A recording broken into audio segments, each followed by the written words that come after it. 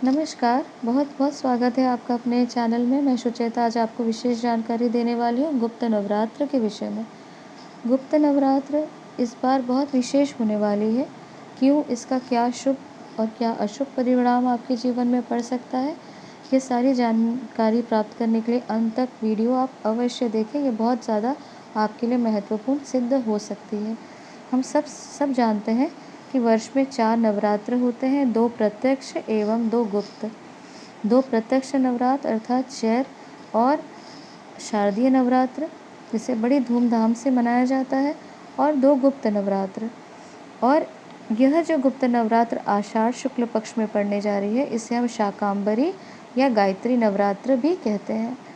और गुप्त नवरात्र कहने का यह कारण है क्योंकि हम अपनी साधना बहुत ही ज़्यादा गुप्त रखने का प्रयास करते हैं। किसी को भी अपने मंत्र, अपने तंत्र यंत्र या अपनी कोई भी अपनी साधना के बारे में लोग नहीं बताते, इसीलिए इसका नाम गुप्त नवरात्र रखा गया है। इस बार ये नवरात्र बहुत विशेष है क्योंकि यह नवरात्र रविवार से ही प्रारंभ होकर रविवार के दिन इसका समापन होगा। और यह बहुत आवश्यक है आपका जानना कि नवरात्र का जो संबंध है वह बहुत ही बड़ा व्यापक आपके जीवन में असर पड़ता है। इसका बहुत गूढ़ आपके जीवन में प्रभाव पड़ता है। बहुत बड़ा विषय है, इसलिए अगर साधारण शब्दों में इसे समझाने का प्रयास किया जाए तो नवरात्र एक ऐसा समय है जिसे मुख्य रूप से ऋतुओं की संधि काल के रूप में आप देख सकते हैं, जो काफ़ी संवेदनशील समय होता है। उस समय अपनी ऊर्जाओं को, शक्तियों को बढ़ाने के लिए और यह समय का लाभ लेने हेतु नवरात्र के नियमों का पालन किया जाता है। न केवल प्रकृति की अपितु हर आयाम में, हर डायमेंशन में का बदलाव होते हुए देख सकते हैं। इससे मानव शरीर भी अछूता नहीं रहता।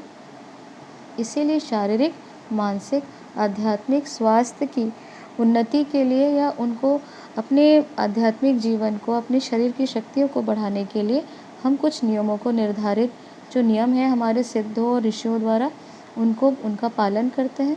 और इससे हम अपने जीवन में सुख और सफलता, स्वस्थ शरीर की प्राप्ति करते हैं। नवरात्र परम माँ शक्ति का साधना काल ही नहीं, इसमें हम आहार, व्यवहार और विचार का, अपने व्रतों का और नियमों का पालन करते हैं। इस समय हम बहुत से गुप्त हो या प्रकट नवरात्र, दोनों ही समय कुछ विशेष गणनाओं द्वारा आगे आने वाले समय के बारे में भी जानकारी प्राप्त कर सकते हैं। और ये एक प्राचीन विधा है जिसे माता के वाहन द्वारा अगले गुप्त नवरात्र तक आपका समय कैसे बीतने वाला है, क्या परिवर्तन होने वाले हैं, शुभ होंगे या अशुभ, उनके बारे में भी जानने का हम प्रयास करते हैं। इस बार नवरात्र शक्ति साधना का जो काल है वो 11 जुलाई 2021 से आषाढ़ शुक्ल पक्ष की प्रतिपदा जो इस समय प्रारंभ होगी 11 जुलाई से। और इसके साथ एक बहुत सुंदर संयोग बैठ रहा है, वो है रवि पुष्य नक्षत्र का योग। आपने कई लोगों के द्वारा सुना होगा गुरु पुष्य के बारे में। गुरु पुष्य नक्षत्र में अक्सर लोग खरीदारी करना पसंद करते हैं, विशेषकर दीपावली के समय। स्वर्ण आदि का इस समय खरीदना बहुत बहुत शुभ मानते हैं। परंतु रवि पुष्य नक्षत्र का आध्यात्मिक उन्नति के साथ में ये बहुत एक सर्वश्रेष्ठ नक्षत्र माना जाता है। बहुत शुभ शक्ति साधना के लिए इसे देखा जाता है। साधकों के लिए एक बहुत बड़े पर्व के रूप में है। अर्थात ये नवरात्र, गुप्त नवरात्र का जो साधना काल है, इससे आप बहुत ज़्यादा लाभ प्राप्त कर सकते हैं। और अपनी जो साधक कुंडलिनी शक्ति को जागृत करना चाहते हैं, अपने आध्यात्मिक जीवन को बढ़ाना चाहते हैं, ये उनके लिए उत्तम समय सिद्ध हो सकता है। साथ ही साथ अब हम बात करेंगे माता के वाहन के बारे में, क्योंकि जिसका जैसा जब माँ वाहन में आती है उसका आपके जीवन में बड़ा प्रभाव होता ही है।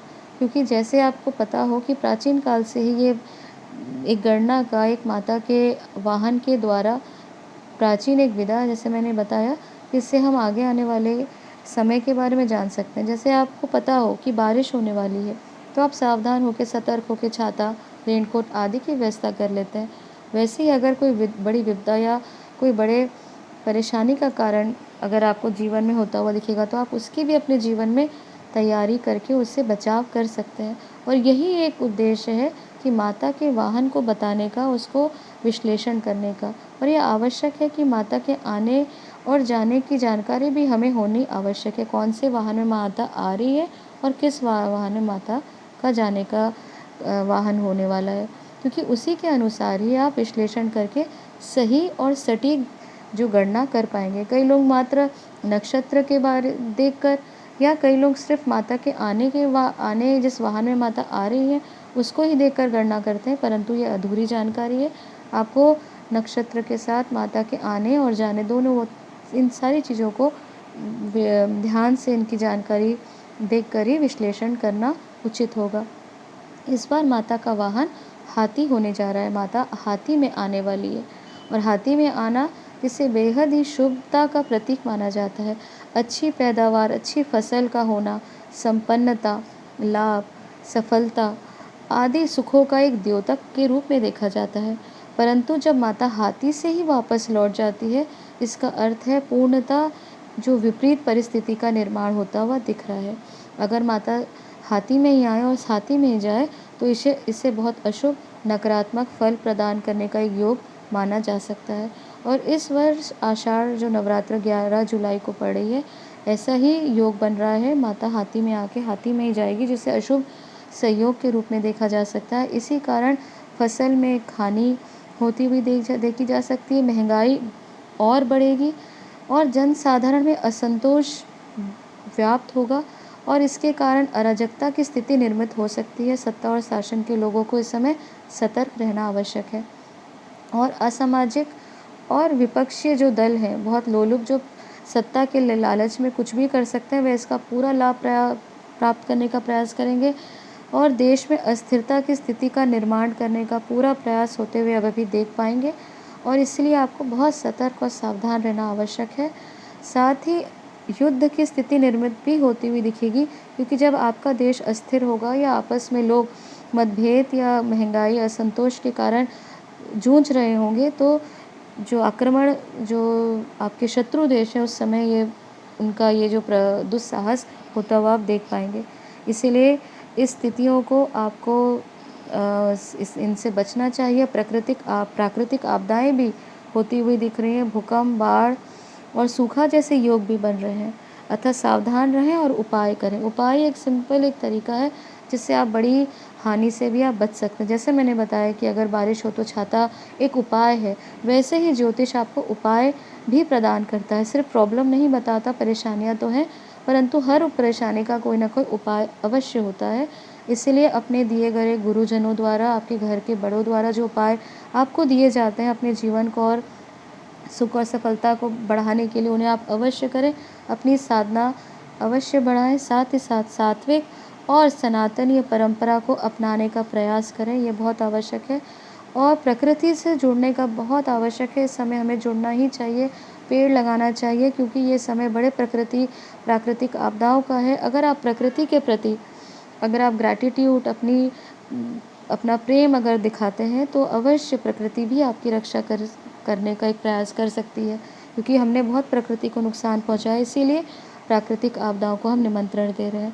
बाकी कर्म अनुसार तो फल हमें अपने जीवन में प्राप्त होते ही हैं। और यह पर्यावरण जो स्थिति निर्मित होती हुई दिख रही है, वो बहुत बड़े परिवर्तन का एक योग बना रही है, और इन परिवर्तनों को समझना और जानना बेहद आवश्यक है। अतः इस समय आप सतर्क रह के अपने और अपने परिवार की इन जानकारी से, अपनी सतर्कता से, क्योंकि सतर्कता ही, सावधानी से ही आप बड़े परेशानियों से, विकट परिस्थितियों से बच सकते हैं। ये जानकारी यहीं तक। अगर ये जानकारी आपको अच्छी लगे तो हमारे चैनल को लाइक करें, सब्सक्राइब जरूर करें। धन्यवाद।